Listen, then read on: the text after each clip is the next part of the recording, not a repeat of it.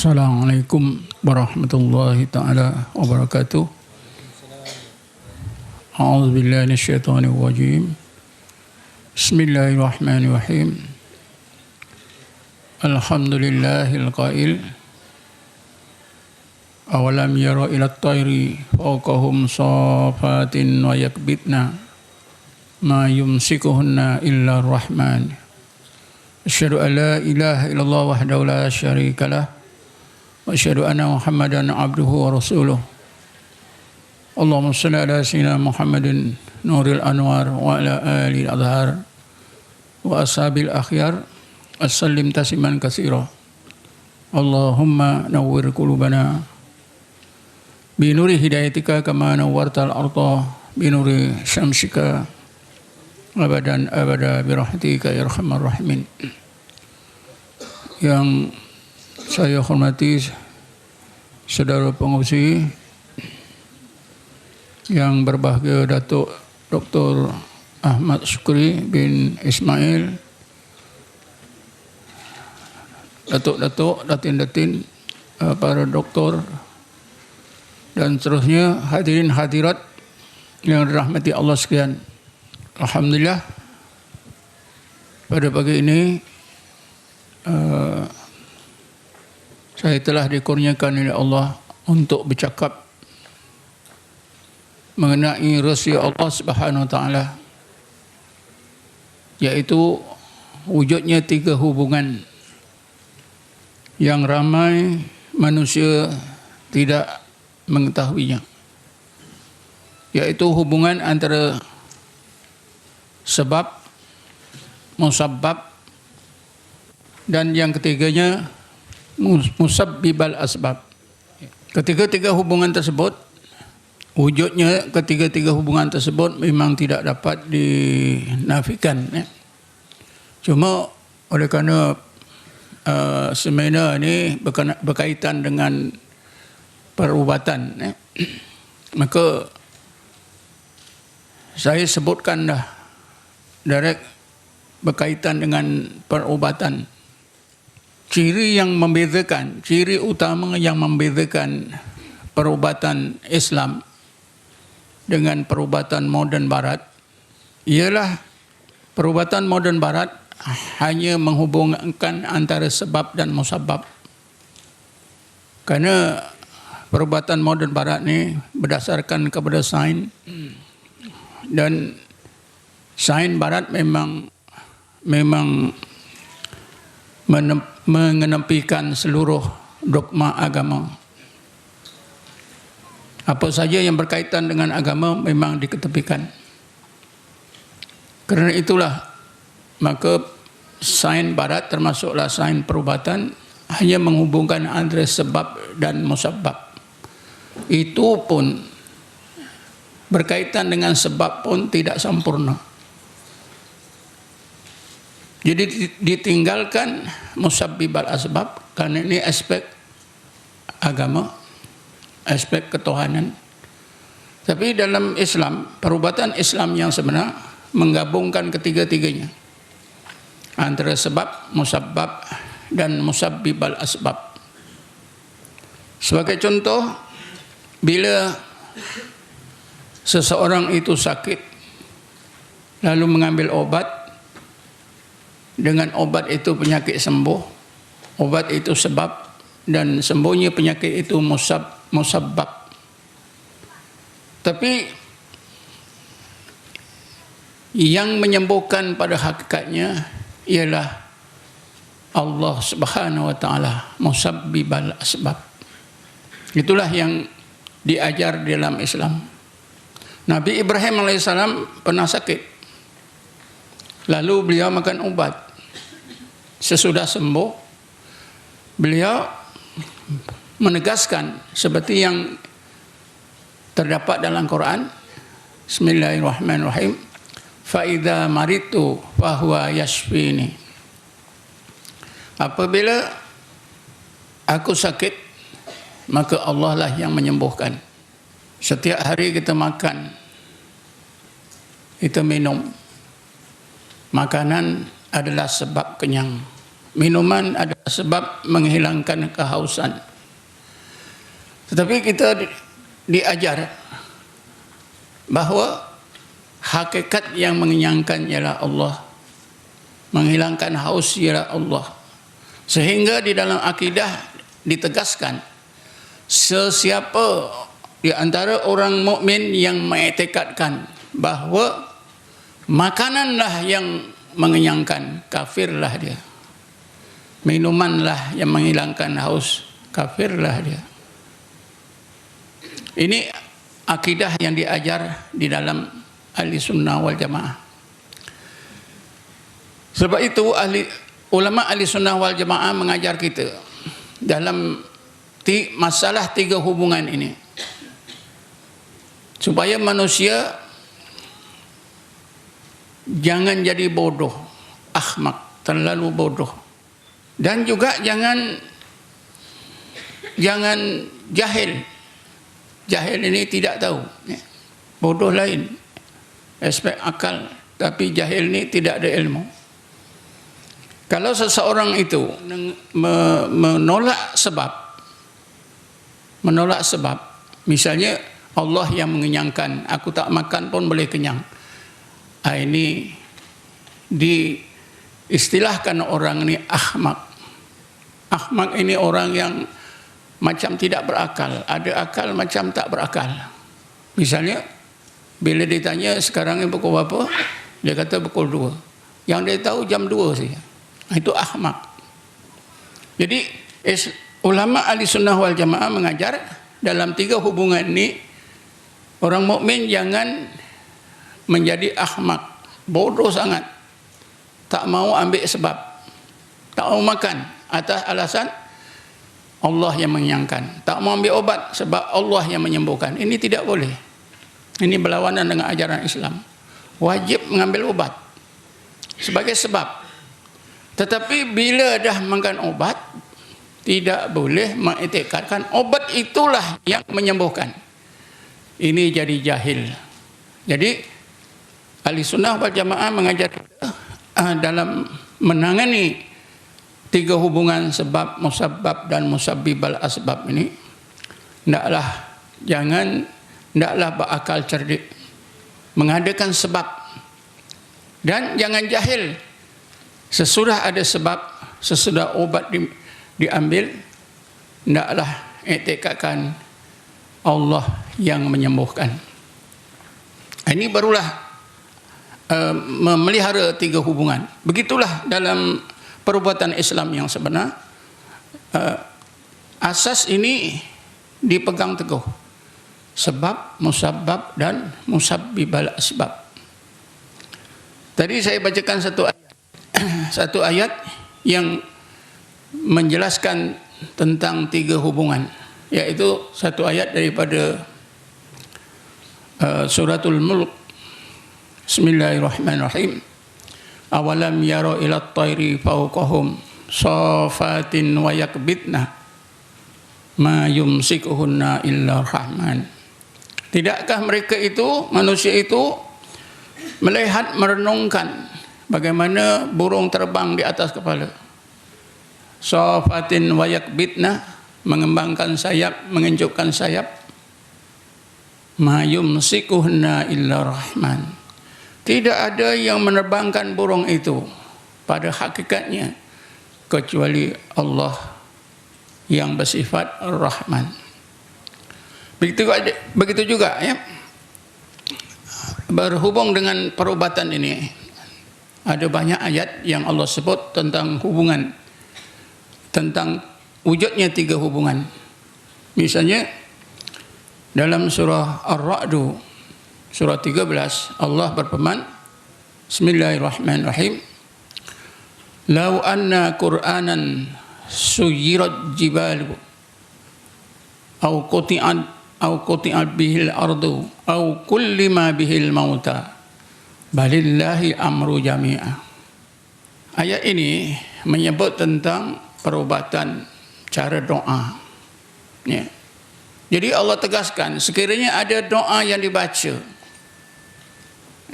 apa saja doa yang dibaca, dengan doa, dengan bacaan doa ini, suyirat bil jibalu, bukit gunung ganang boleh pecah,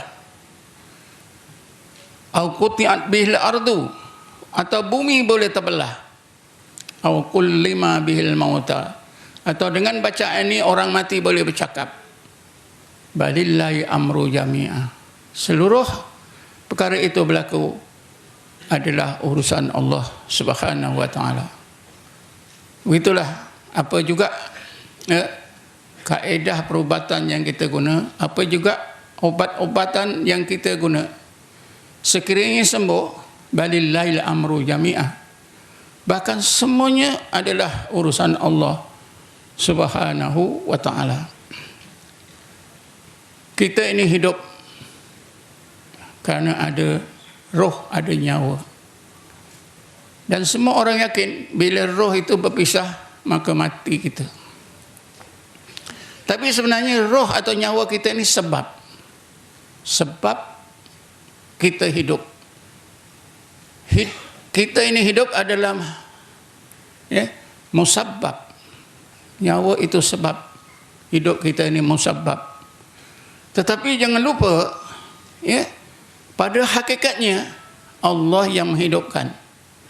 Sebab itu apabila Rasulullah ditanya oleh orang-orang Quraisy untuk menguji, adakah Rasulullah itu Nabi yang benar atau Nabi palsu, mereka antara lain menyoal soalan yang susah dijawab. Memang Nabi tidak boleh jawab. Lalu sehari dua lepas itu turunlah ayat Bismillahirrahmanirrahim. Wa yas'alunaka 'anir ruh ya Muhammad. Ketua-ketua Quraisy itu telah bertanya kepada engkau tentang roh. Qulir ruh min amri rabbi.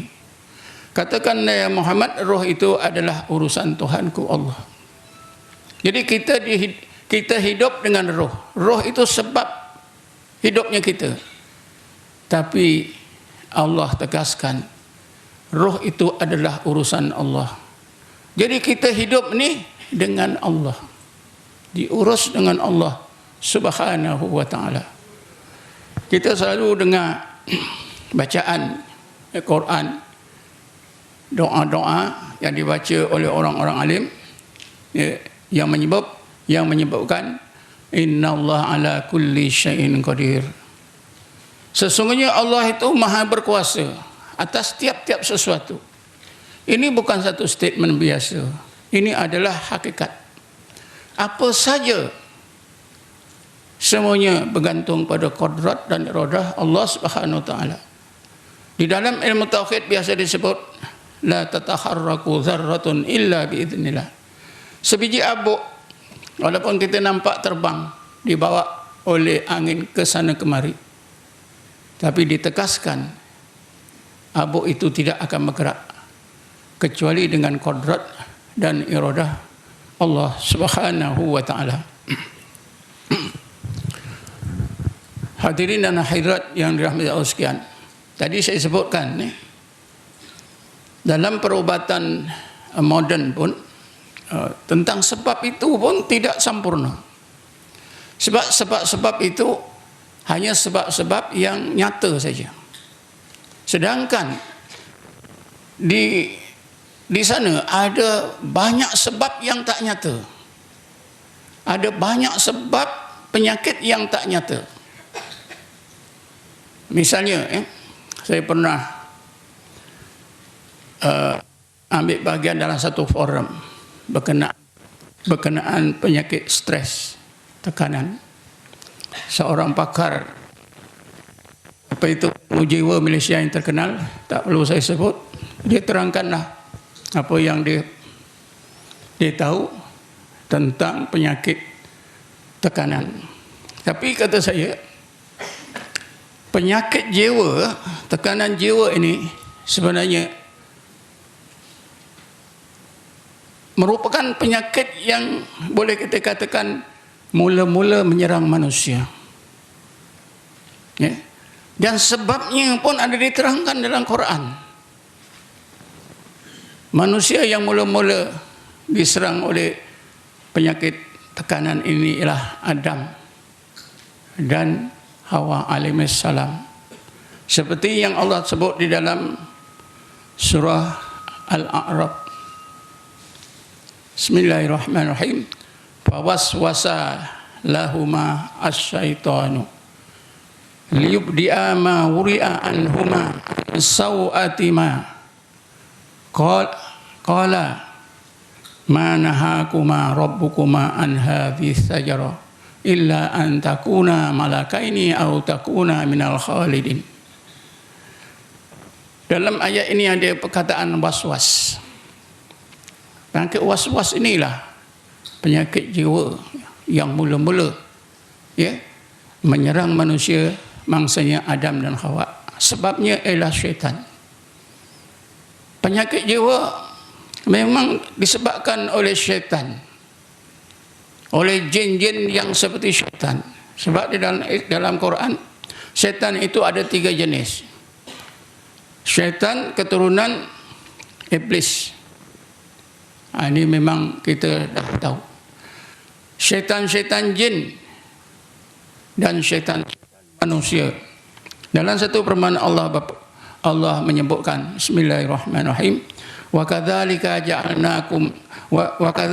ja'alna likullin nabiyyin aduwan syayatinul jinni wal insi.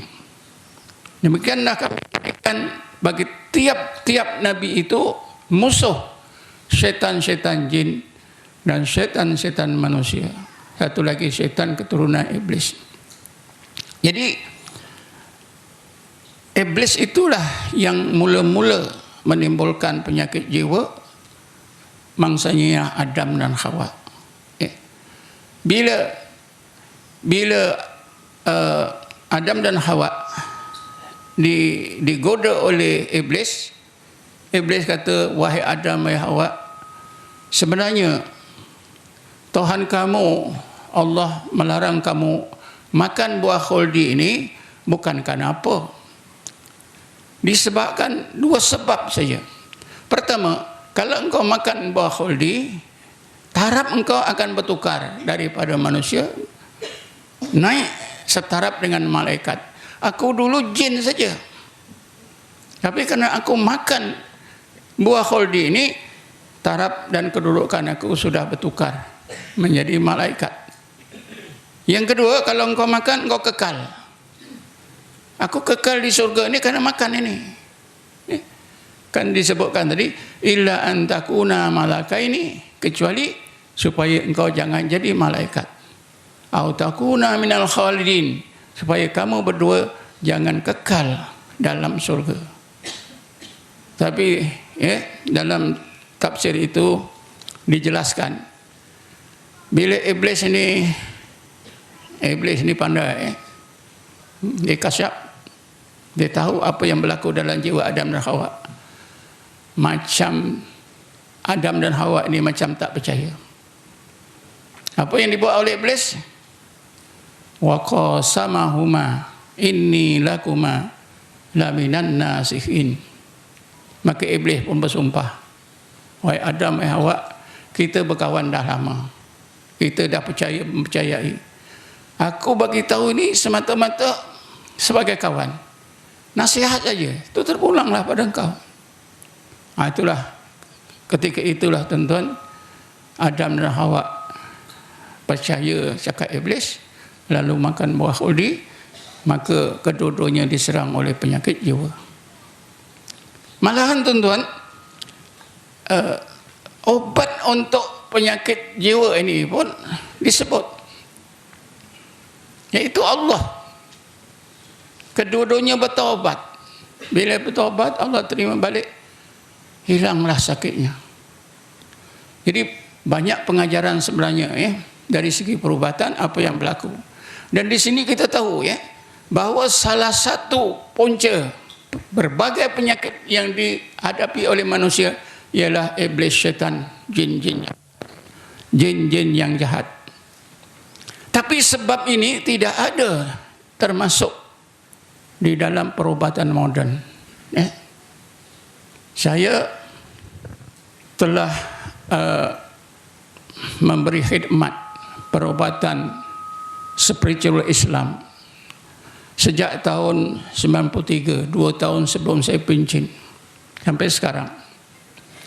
Saya dapati memang banyak penyakit yang disebabkan oleh jin dan syaitan. Memang banyak. Dan kalau tidak diselesaikan menerusi puncanya itu memang susah untuk sembuh. Sebagai contoh ya, seorang doktor pakar, kalau saya sebut mungkin hadirin kenal, dia diserang oleh penyakit tidak boleh buang air besar bertahun-tahun. Apa juga obat dimakan tidak memberi kesan sedikit pun. Beliau bertemu saya di satu petang di klinik saya. Dia cerita, sampai saya dengar pun kesian. Dia kata kalau buang air terpaksa dikorek keluar satu-satu dengan jari. Bertahun-tahun. Karena dia seorang doktor pakar, pun dah hampir pencin, umur dah 50-an, 55 tahun, 56. Jadi saya pun terfikir, adakah dia yang datang ni percaya atau tidak? Saya cuma beri 5 biji limau nipis yang tua. Saya kata, doktor kalau percaya, nanti sampai rumah perah ke 5 limau atau sekurang-kurangnya 3. Doktor takut 3 saja. Kalau 5 mungkin takut seram. Ada 5 minit lagi. Inilah. Tak apalah saya habiskan. Akhirnya dia pun balik. Dia fikir-fikir daripada waktu asar sampai jam 12 malam. Tapi selain daripada perah taruh dalam cawan, kata saya, masukkan garam halus 1 sudu besar. Lebih tak apa, jangan kurang. Lepas tu masukkan air sikit untuk larutkan. Jam 12 tengah malam timbullah kepercayaan dia. Dia pun buat sampai jam 1 dia mulai buang air besar sampai. Tapi dia kata yang hairan, dia tak ada rasa ngantuk, tidak ada rasa letih, besok bekerja seperti biasa. Dan sampai sekarang elok, tuan-tuan. Pasal apa? Itulah sebab makhluk halus syaitan dan jin, kerana beliau disihir menerusi makanan. Hadirin dan hadirat sekalian, jadi sebab dalam perubatan moden pun tidak lengkap ya. Kerana sebab penyakit ini hanya yang boleh dikatakan fizikal saja, yang selalu disebut sebagai virus dan bakteria. Sedangkan dalam pandangan ulama Islam, jin dan syaitan itu juga merupakan sebahagian daripada virus dan bakteria. Di Mesir ada 2 orang ulama yang terkenal, yaitu Syekh Muhammad Abduh dengan muridnya Rashid Ridha, pengarang kitab Tafsir Al-Manar. Beliau menegaskan bahawa jin dan syaitan adalah sebahagian daripada apa yang dimaksudkan al-makrubat dalam perubatan moden. Makrubat itu ialah bakteria dan virus dalam perubatan moden barat. Dalam semasa saya memberi khidmat rawatan, macam-macam penyakit, termasuklah penyakit sakit gigi. Ada pesakit-pesakit yang sudah dapat rawatan di klinik-klinik gigi, sakit tak hilang-hilang ya. Ada yang jadi bengkak gusi, macam nak jadi barah gusi pun ada. Datang ke klinik saya, alhamdulillah saya boleh turun. Sebab dapati ada makhluk halus yang menghuni sekitar gusi. Cara saya antara perubatan saya, caranya saya pukul ya, orang dah sakit gigi saya pukul lagi. Tetapi magic, lepas pukul hilang, 100% hilang ya, bengkak hilang, sakit hilang. Tapi pukul bukanlah belasah ya. ada dia punya etika dia, ada cara-cara dia. Ya. Bila ketuk pukul ni semuanya takut. Ya. Tapi saya dah buat sudah adakan khidmat ni sejak tahun 93 sampai sekarang tidak ada seorang pun mati. Ya. Tapi di hospital insya-Allah ramai orang mati. Saya fikir masa pun habis. Ya. Jadi setakat ini sajalah yang saya boleh sebut. Wallahu alam. Assalamualaikum warahmatullahi wabarakatuh. Waalaikumsalam warahmatullahi wabarakatuh. Terima kasih Tuan Guru. Sebelum tu kami buka pertanyaan kepada peserta. Ada sebarang persoalan? Mungkin kita buka satu atau dua soalan ke? Assalamualaikum Doktor. Saya nak bertanya tentang tak cukup kita baca A'udzubillahi minasyaitanirrajim untuk hilangkan syaitan tu. Dan hello Allah syait macam mana ya? Terima kasih. Bismillahirrahmanirrahim.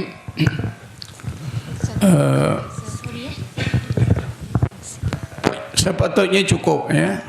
Di dalam perubatan Islam dia bergantung pada doktor, pada individu yang mengobat. Ya.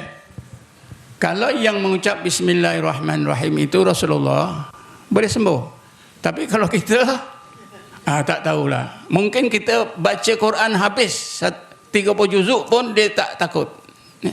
Itu bergantung pada iman ketakwaan seseorang. Ya. Kalau kita betul-betul takwa seperti yang disebut dalam suratul Talaq ayat 2 ayat 3. Bismillahirrahmanirrahim. Wa man yattaqillaha yaj'al lahu makhraja wa yarzuqhu min haitsu la yahtasib. Wa man yatawakkal 'alallahi fa huwa hasbuh. Innallaha balighu amri. Qad ja'alallahu likulli syai'in qadra. Kalau kita betul duduk dalam sifat takwa dan tawakal, insya-Allah. Tapi macam kita ni tak tahulah kalau macam ustaz-ustaz dia baca ayat pun jin tu pun ketawa. Kalau macam kita ni macam mana?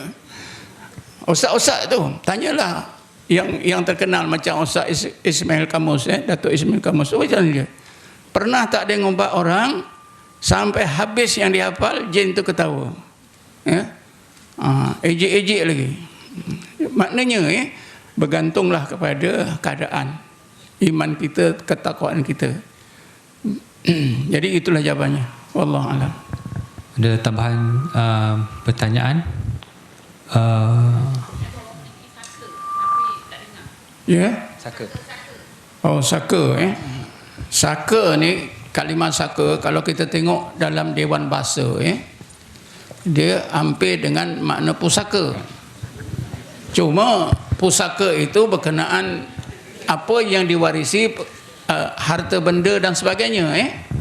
Tapi saka ini dia khusus apa yang diwarisi oleh anak cucu daripada datuk nenek, dari mak bapak, benda-benda yang tak nampak, iaitu ilmu yang menggunakan jin dan syaitan. Dalam budaya kita memang ada ilmu yang menggunakan khidmat jin dan syaitan. Antaranya ialah ilmu yang berkait dengan perbomohan, perpawangan, perdukunan, termasuklah urut sepah dan sebagainya. Saya minta maaf siapa yang ada buka sepah ni.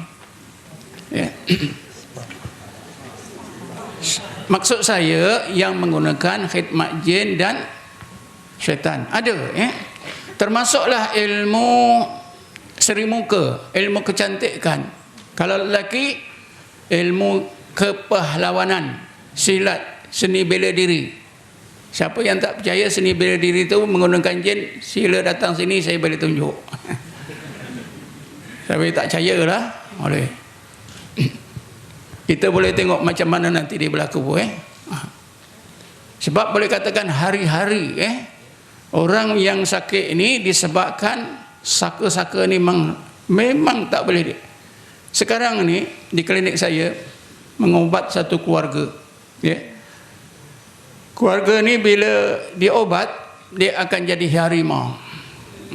harimau ni harimau apa? Harimau putih yang digunakan oleh nenek moyang dulu sebagai kecantikan. Memang cantik berseri-seri. Kalau orang lelaki gunakan harimau belang. Itu untuk kebal, untuk kuat, untuk rasa gerun musuh dan sebagainya. Ini biasa. Jadi dia makan saka. Tapi sebenarnya saka bukan hanya dari datuk nenek saja, ya. Boleh daripada kawan, ya.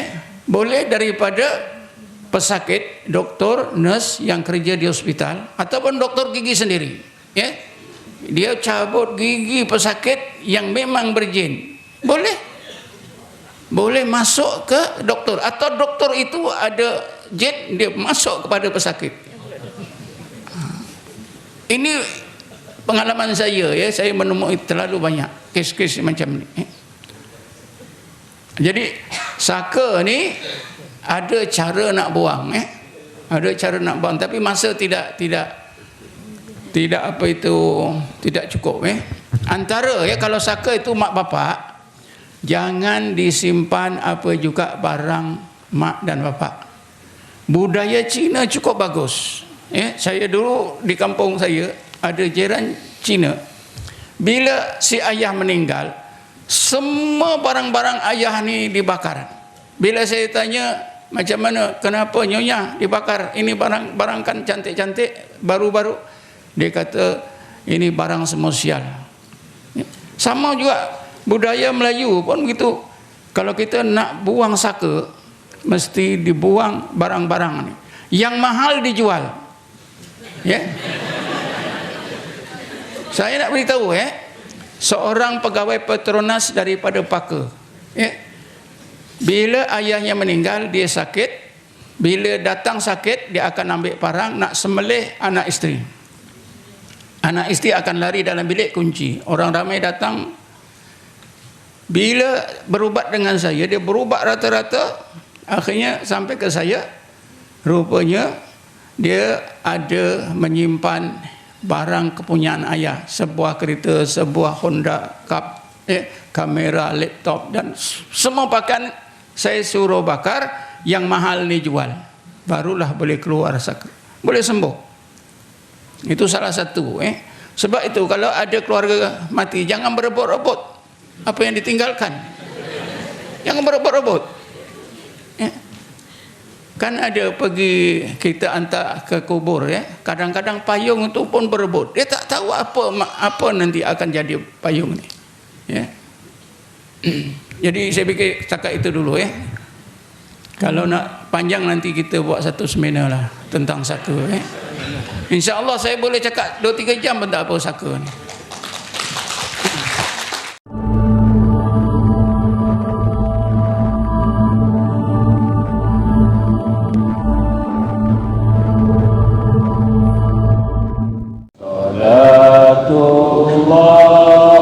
Salamullah ala Taha Rasulillah.